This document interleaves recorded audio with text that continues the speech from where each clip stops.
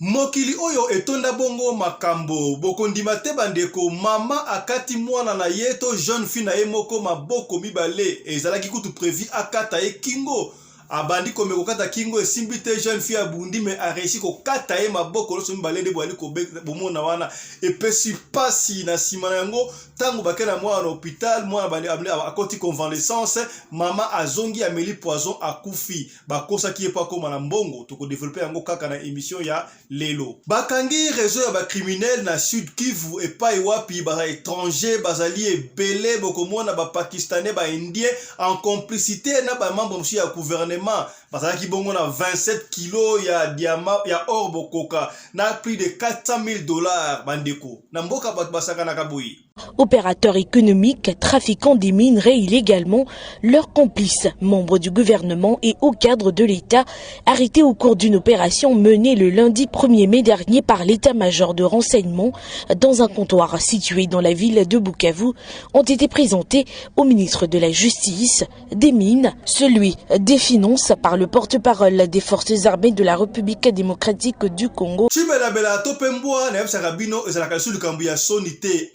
Na mbujima ite kasi na genmena na Équateur epa ya Jean-Pierre Bemba degré bazali kolamba mbwa ndimela ngai papa oyo abi musuni ya mbwa kuteleki ya ntaba po ya ntaba mafute kanga makame ya mbwa mafute kanga makate sebe no wapi na gemena mbwa ile kitaba na yelele ile kitaba ya kitoko kwa mafuta ya taba ilala kama mafuta mbwa ilala kate oui. Pona bandeko nyonso oyo bazali bongo na Cape Town na Mada City bosukolaka mituka na bino epai ya David Solution Kawash David Solution po ye pena soka sokoli mutuka c'est comme si mutuka utuko bima pena kaka na magasin 00 km ndimela ngai mwana mobali oyo kosokola mutuka en tout cas numéro 1 na Pérou na Cape Town Mada City tokenda kabisho sokuna tokozongela yango kaka na lelo Radio Collective ya Fiston. Tous s'abonner massivement. C'est validé. Mobali mbinga na mwinangolo aboya hydroquinone. Soki ezotambola ba chéri bazokoya mayanga. Na retrouver douce tendresse affection epana yo. Nasalelo nini pondi make na kupendaka sana. Shita kwacha pelende wenjo. Pour l'habillement des classes de vos enfants, pour l'élégance de vos enfants, désormais, visitez le magasin Little People Shop chez Mama Charlotte Caputo. Little People Shop chez Mama Charlotte Caputo, l'habillement officiel de vos enfants. Awa epa Mama Charlotte, mwana mboka bon monake, bana mboka congolaise, tala biloko ya kosala epa bapaya, acheli biso bilamba. Banda de 0 à 3 mois, yango yo. Soto yawa de 6 à 9 mois. Toke wana de 9 à 12 ans. Toza na nyonso. Bana mibali na bana basi. Soto yawa. Umoni oya bana basi. Ndenge mwana zo putsana. Toza lokola wato yene 8 ans tiko mata. Yango yawa. Koto yo ndi makambo. Mwana zo bimondire ministre. Ya bataille nyoso yango ba Samuel ba Chuchu yango yo andika la sabana oyine to mutaka elengi tala ba fest bana mwana bimi na fete bato ba komobanga soko lingo somba biloko yo omonike olingo sepelisa mwana na yo ko déplacer na yo te okotika na internet okomona adresse na biso yango wana. Little People Shop chez Mama Charlotte Caputo. Adresse Edenval, Greenstone Shopping Center, shop numéro L119. Téléphone 011 52 46 366. À Jamestown, nous sommes sur Meya Street 183. Jamestown Town, Johannesburg, shop numéro 5. Téléphone 082 324 85 22. Place nyonso zali benga biso kotaka ligne benga biso teotiko bilamba tina ndako. Little People Shop tozana bilamba ya bana ya qualité olingi osomba kota na website na biso retrouver biso na Facebook toza online pe soki osoma partout na Afrique todélivre bino na bakorea na biso préférence ya malamu ya original. Donc, c'est la livraison à domicile. Little People Shop met à votre disposition l'achat en ligne. Allez sur Tekelote, tapez Little People Shop. Choisissez l'article de votre choix. Il vous sera délivré jusque chez vous à la maison. Mais aussi, allez sur Zando, tapez Little People Shop. Choisissez l'article de votre choix. On va vous le délivrer jusque chez vous à la maison. Visitez notre Facebook page, Little People Shop. Little People Shop, ya biso moko. Little People Shop, ya bana mboka. Bote na bino bandeko balandi ya Radio Lokole Télévision. Merci na confiance pe fidélité bopesaka na programme oyo Radio Lokole masolo epai wapi tokuta na kapo na kobeta masolo ya makambo zali koleka bongo na communauté na biso africaine en général.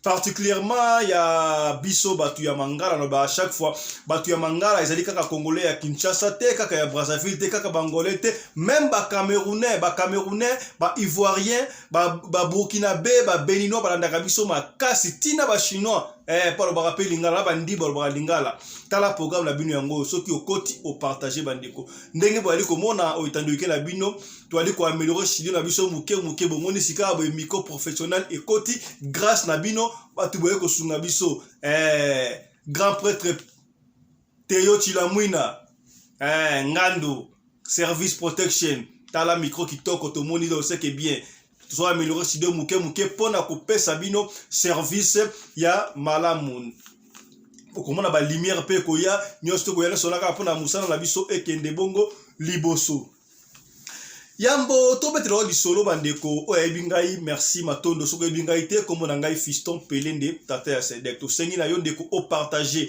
masolo o zo beta awa ezali pona ko nuire batu te me pona ko sunga kaka esika ndeko akwei yo okoya te esika pe ndeko alongi yo pe olonga objectif na biso ya ngoana na suka pe toko tinda bino bobenga prophète Alijo prophète oyo wali ko sunga batu mikolo yo soki na problème akota iso poma so to betaka awa ezali minga solo ya tondolote ya solo alors esengaka na ndeko moko alanda na bonzambe spirituellement pona kozongisa batu na nzela bana ya nzambe tuliaka bilei ya nzoto kasi ki molimo pe ezali koliama bilei ya molimo ezali koliama epa ba papa sivotia malamu nde konote na biso ekokende bongo liboso yambo to betela lisolo oyo bama akati mwana na ye maboko epesi pasi ya kosakana te jeune fille kitoko ndengo bakati maboko elelisi ngai lisolo o masolo musu to kobeta awa bandeko na yebike ko lelisa bino ngambo ko sala nga pasi otali pena bo est-ce que masolo o pena za via batu ezo le kapena na bomo ya batu pena pasi yango pena sengi na yo ndeko soki osala lisolo ko bomba te benga biso tinda lisolo na yo tinda audio po edifier bandeko mususu bakangi ba criminel na Sud Kivu ba criminel bozo komona wana bozo mona bilongi lokola ba indien ba pakistanais nyos tuana tolobaka yango chaque fois jamais basalaka mabena ekolo corruption sans bana mboka na komponaka te bana mboka toujours bazaka involve na kati ya makambo ya mabe ya mboka pona nini boye bakangi ba étranger wana bozo mona ba pakistanais ba indien na ebite ba syrien bakangi bango na plus de 27 kilos ya or bandeko pasi na plus de 400,000 $, réseau mafieuse, bangon ba finansaka ba groupe rebelle, to ba agresseur na biso na Sud Kivu kuna to ndenge nini et pesi passe ya kosakana te landa reportage oyo. Opérateurs économiques, trafiquants des minerais illégalement, leurs complices, membres du gouvernement et hauts cadres de l'État, arrêtés au cours d'une opération menée le lundi 1er mai dernier par l'état-major de renseignement dans un comptoir situé dans la ville de Bukavu, ont été présentés au ministre de la Justice, des Mines, celui des Finances par le porte-parole des forces armées de la République démocratique du Congo, le général-major Sylvain Ikenge Fomi, qui rappelle ici l'objectif de la cérémonie de ce jour. À l'occasion de la présentation de quelques criminels économiques, tous impliqués dans la fraude et les trafics illicites de l'or au Sud Kivu, pendant que notre gouvernement se démène pour stabiliser l'économie de notre pays. Ces criminels se mobilisent pour favoriser le coulage des recettes. La ministre d'État, ministre de la Justice, Rose Mutombo, promet des sanctions sévères à tout ce qui s'adonne au trafic illicite des minerais. Vous avez suivi l'énumération des différentes personnes concernées, notamment les services de l'État. Que tout celui qui va continuer à soutenir les criminels économiques et complices sera sanctionné. Tout en remerciant l'état-major de renseignement, la ministre des Mines, Antoinette Tonsamba Kalambayi, exhorte les opérateurs économiques de son secteur à se conformer à la loi. Je félicite le service de renseignement militaire pour le travail abattu, autant de kilos d'or captés dans la fraude. Nous lançons un message vraiment à tous les opérateurs miniers de pouvoir se ranger du bon côté de la République, de la loi. Parmi les objets saisis, 26,120 kg d'or, 41 téléphones, 15 ordinateurs, 406 000 $, 6 568 000 francs congolais, des francs rwandais et ougandais, ainsi que 5 coffres forts non encore ouverts. Na ute koloba yango ne bandeli awa pona bana ya Mada City tala isika kitoko yo kosukola mutuka na yo na Peru. Solution epesami pona bakawa shibino batu bolinga kosukola mituka kosukola mutuka na ndaku te parce que yo oza na professionnel te kendaka na mutuka na yo na kawash David solution et pa yo ba kosukola mutuka na yo degré ba konikela yo mutuka na Mada City ndimelanga ike kuna ekozonga ya sika d'ailleurs Théo Ngandu Chilamwina okomi ya patron muto apesaka batu donc atika pena donc ba travailleur tout atika chômage na défaut Théo Chilamwina Ngandu atika pena ba chômage na défaut ya sokola mutu kana yekuna epa ya David solution kawash to kende pe kuna na Peru donc bokende kosukola mutuka wa ezali pona bana ya Cape Town ya Mada City to kende bongo na province ya Équateur bandeko chibela bela to mbwa to lakisa kibino yango na bamboka ebele na ba Chine na ba Mozambique pa ebele ba koma na bango kolia mbwa ezali nyama lokola normal lokola ba nyama nyoso tout lokola mpakasa lokola bifle lokola makaku to liaka to kansaki lokola mbwa chibela bela elia maraka po ande kola biso ya kasa itete mais awa siko zali bongo na gemena degré papa o azo kolamba mbwa asali pe restaurant na ye alobi batu bazo kosomba mbwa ndimelanga kitoko mbwa kutu musuni ya mbwa to supu ya mbwa elegi na supu ya ntaba ekangambaka mafuta mais supu o ya mbwa ekangambaka te kitoko landa moni awa dans gaming. Moi je crois dans ma vie plus à temps en RDC je croyais que c'est le peuple Luba qui mange les chiens. Mais awa nde na ngeme na mwezo liama ya koleka kuto nia ona ibakina badama. O moni za mutu wa mbwa. Papa wa mutu wa mbwa. Mutu wa mbwa. O mutu wa suko zero kata kapona ni. Dalo kata tibali yangu. Ha. Donc pesa do mbwa baboko la lokola ntaba. Donc adamene mbwa. Bon, mbwa ile kitaba. Mbwa ile kitaba na lele. Ile kitaba ya kitoko kwa mafuta ya taba ilala kama mafuta mbwa. Mbwa ilala kate. Oui.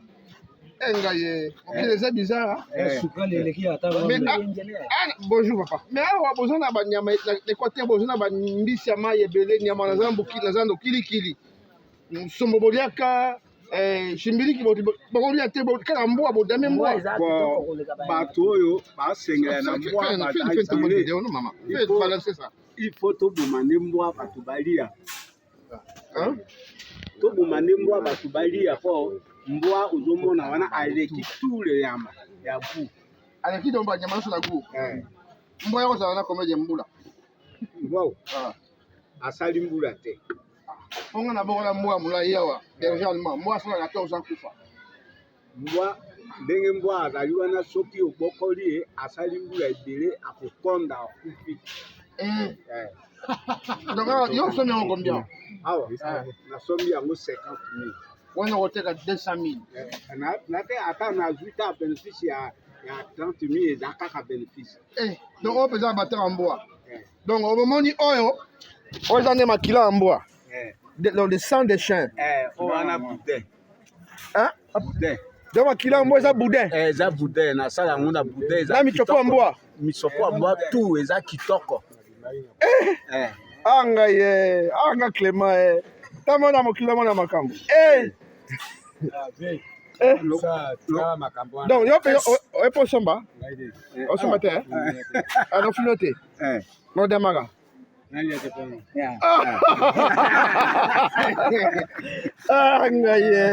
merci baba tokobetela osikoyo lisolo bandeko kopesa yo pasi lisolo yango ezali mokusa tokoumela mingi te kasi na batangi tokobetaka masolo ezalaka mpona konuire te ndeko moko abenginga papa Fiston masolo oyo ezoedifie biso makasi ozwaka yango wapi mama na sita lobaki yango tozwaka yango esika moko tozali kaka bino moko nde bopesaka biso masolo yango toali kosenga bandeko peut-être lisolo ya vi na yo expérience ya vi na yo yozomona yango inutile mais ekosunga ndeko moko songolo esika moko mpakala bandeko tala lisolo ya mama oyo lisolo oyo esalami quelque part mama oyo bazalaki na province moko songolo na province wana bango bazalaki lokola bon parmi ba o bazalaki ba pauvre ndenge salaka kaka muninga na yo ozalaki na mundaisa kabino muninga ami pira atakoma pirate muninga na yo azalaki na pauvreté tout à coup muninga pafuki akomi na mbongo kipirit papa mama to bande ko souffrir ensemble na yo mbongo oyo ozu yango wapi osali ndenge nini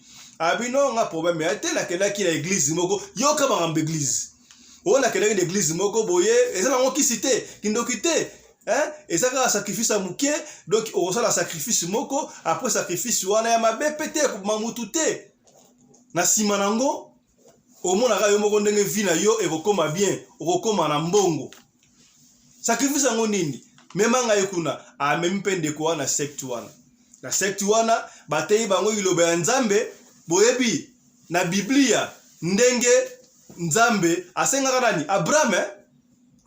Abraham Isaac te batalisi bango verset wana omoni nzambe asengaka Abraham Isaac nyonso tozalaki na ya malonga yango apesaki na kana yo pe basengi yo opesa jeune fille na yo bandeko pasi mama sans discernement boyebi ki bamama badiscernamaka pardon rarement makambo église akaming mama mais na pesa jeune fille na ndenge nini o te ndenge ya jeune fille na yo ndenge ezali wana yaka na ye na toilette na poko na ba 2h du matin zwambeli kata e kingo ozogisi ye mukingo mukie makila ebima tango okela hôpital akozonga na ye normal après wana ya sacrifice makila etangi yo okomona ndenge famille ekoma na mbongo mama pe a rêvé déjà ki bakosoma ba immeuble bakoma na vie ya bien lokola muninga na epasi ba photo ba liko défilé bozomona wana ezali na jeune fille yango yo wana pasi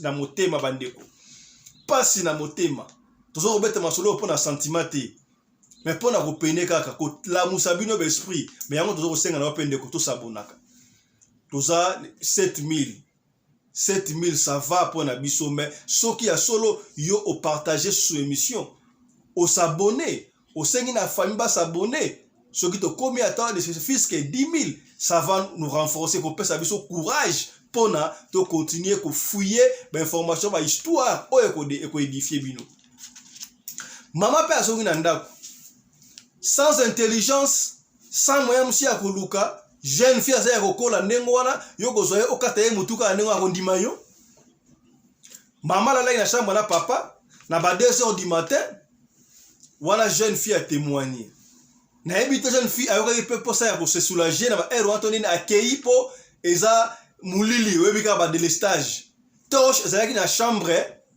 ya ba parents a compte na chambre ya ba parents nini on a luka torche ba ese torche yango wana mama sai lokola bimia kele ko accompagner mwana na ye na sima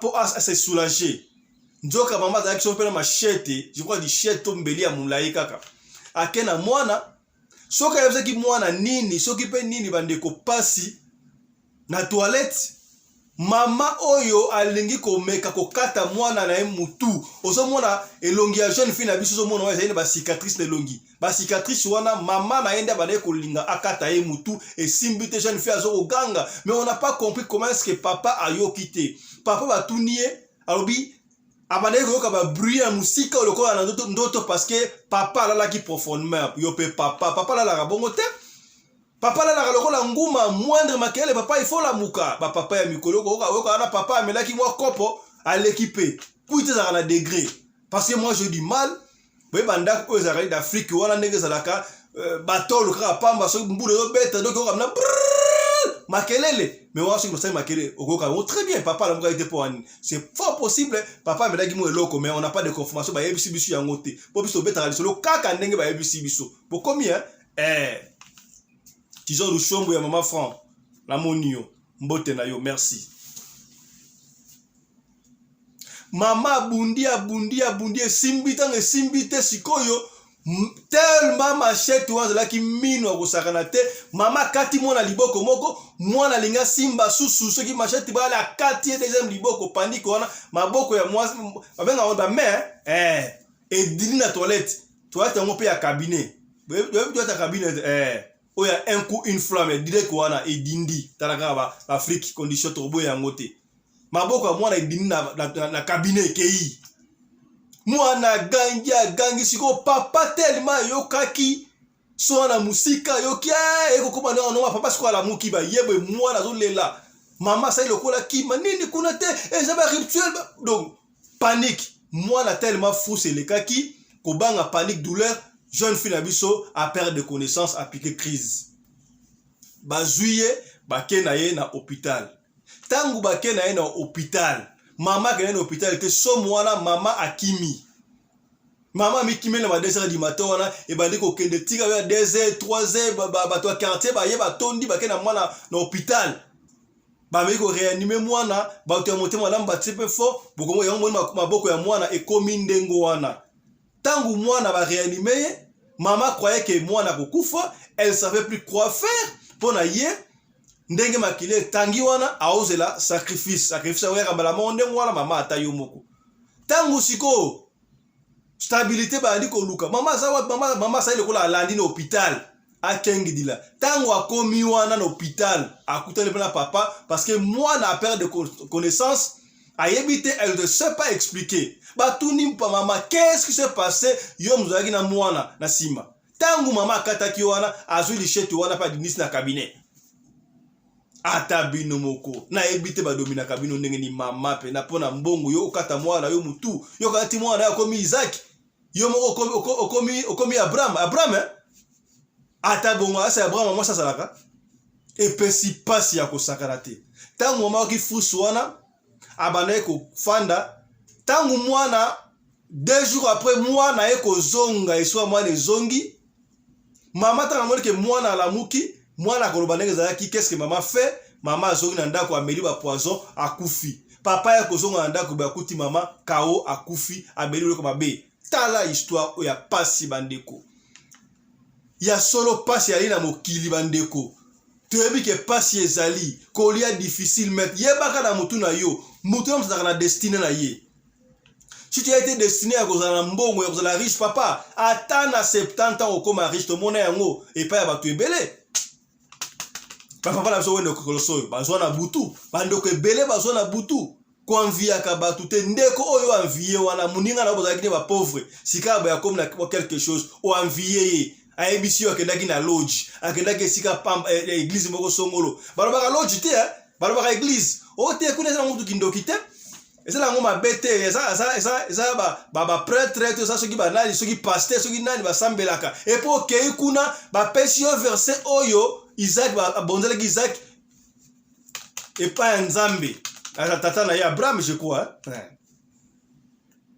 tala makambo oyo yo pozui okata mwana yo mutu ta yo moko je m'imagine un instant wana mais jeune fille on a makasi te to maman zoki force ya nini to lichette ngo za na makasa ndenge nini sia mbala mo elongo liboko sia mbako boko mba elongwe pasi ya kosakana te tala mwa lisolo muke to bombela ki yo pona ko peni yo bandeko papa surtout makambo oyo eleki po papa la vigilante oui c'est vrai mwana ya mwasi asangi torche ake na cabinet na sima ezaki normal que maman ke kotika po papa ko kotika mwana ya mwasi mais palaki papa na esprit abima tate basala balabala zo surveiller po mwasi na ngana mwana bakei na ntongo iso pe inene so pe ekemo bayibi wana mais papa alali abaza ko yokona musika tala sikabui epesi pasi mama yoko ene ko luka est-ce que muta luka pour la famille ezali mama to papa oui to boyite ba circonstance mususu e ko sala pe que mama kei a jui pour la famille mena ndenge ya boyite epesi pasi ya kosakana te ete ya bino bandeko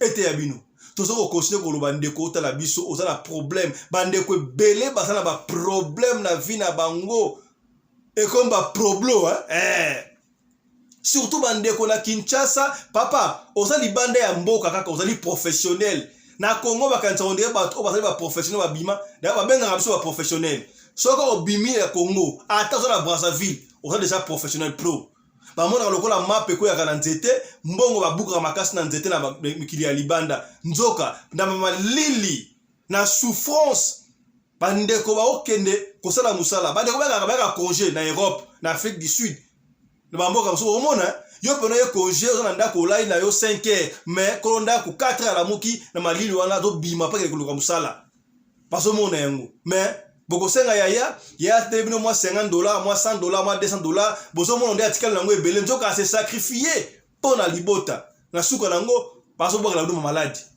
ozana malade si la raté incurable ko mona kaka yo soko zuika ka mbongo boye mwana bandi malade osika ka mbongo boye likamoko yido yo mbongo na salaire soka ba futi yo problème dans la famille problème ba futa ka mbongo boye osali cop osi monta moko boye problème ozalaka na obie bando kenda kisasa ozonga na poto ozonga na Afrique ozonga libande siko ozalaka okoma na malade ka ba mutu pa ici la raté yaya benga biso to pesa o numéro ya prophète Alijo akosakolela yo na famille na bino. Qu'est-ce que tu dois faire? Nani ata derrière le problème na yo wana prophète Alijo prophète à l'Afrique du Sud moi la mobali wana moto na nzambe wana mosala na nzambe wana nzambe apambola ye asali kosala mosala ya nzambe ndenge longo bani biso awa masoto betaka telo mesa masolo ya solo ekendaka mingi na bavia ya batu yango to confiera batu epa ya prophète Alijo yaya otali biso kaka lelo osabone fina cloche de notification quand programme sauté benga biso na privé to kopesa yo numéro ya prophète Alijo akosunga yo akotalisa yo pasi na yo wana problème na yo wana ezo uta epa ya nani bandeko ebele ba bengi biso tini pas prophète ba ju solution o to loba kité to lobi voilà bomoni studio na biso to ba ko améliorer studio muke nzamba ko sunga ti studio na biso e kokoma pena comme se doit kaka na ba soutien na bino de studio oyo e kokoma pena studio comme se doit parce que sengi na biso studio za malamu pourtant to so na bino na radio Lokole bo santara pena voilà o ezali radio Lokole. Merci na maman Charlotte Kaputu, la femme à la taille d'une tige spaghetti ne courbir voilà. Merci à maman Charlotte Kaputu, sponsor officiel il y a chaîne Oyo Radio Lokole Télévision. Merci aussi na maman Rina Umbi, la femme à la taille d'une tige spaghetti ne courbir et ne virage, coordinatrice de la chaîne Oyo Radio Lokole TV. Bon s'abonner pour la deuxième chaîne na biso Radio Lokole Télévision 2. So beti na YouTube Radio Lokole TV 2 et comme c'est là Radio Lokole masolo kuna pe o s'abonner mbala moko. Tokutani prochainement pour la numéro sur Radio Lokole TV. D'ici là, portez-vous bien. Santé de fer à tous. Chap chap et tchara.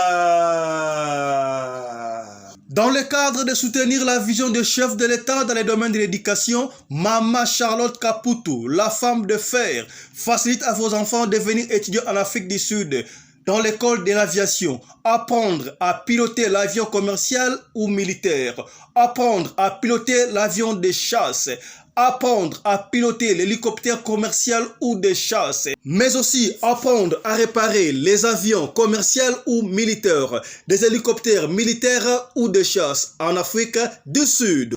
Bandeko, yo mutolingi mwanona koma pilote commercial to militaire. Avantage yango yo obengi na numéro oyo ya Maman Charlotte ako guide bino ndenge nini mwana na yo ako sala classe ya pilotage.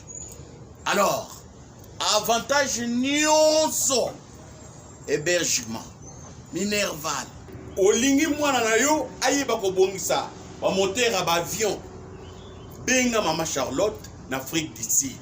Madame Charlotte Caputu et ses collaborateurs mettent un hangar plein d'avions à la disposition de vos enfants qui viendront apprendre ici en Afrique du Sud, voler à l'espace sud-africain, devenir un grand pilote commercial ou militaire. Contactez Madame Charlotte Caputu. Devenir pilote d'un avion commercial ou de chasse n'exige pas un diplôme d'État. Un certificat d'études primaires suffit pour apprendre à piloter l'avion commercial ou militaire. Les appartements confort pour accueillir vos enfants lors de leur séjour ici en Afrique du Sud. Piscine, salle de bain, salle à manger, cuisine, lavabo, tout pour accueillir vos enfants. I stayed here from 1 year ago. People coming from Congo, you're very welcome to come here in South Africa. It's a Mama Charlotte space, very beautiful accommodation. They take very good care of us. Bino bato boyebi anglais te, alobi boye. Grâce à Mama Charlotte, lelo yo ba Tanzanien bazo yekola avion, baza mibale, mwasi na mobali. Et bon bino na Congo. Ozo zela nini? Pour tout contact, appelez-nous au plus 27 82 32 45 522 ou encore contactez Radio Lokole Télévision au plus 27 61 88 58 455. Papa, maman, mwana noya koyekola kopusa avion militaire pe commercial, hélicoptère militaire pe commercial, kaka na certificat d'études primaires. Et bongo yozanga, hâtez-vous car les places sont limitées. Mama Charlotte Caputu, la femme de fer, Tokumisa Yondenge Nini. Merci pour l'opportunité, maman.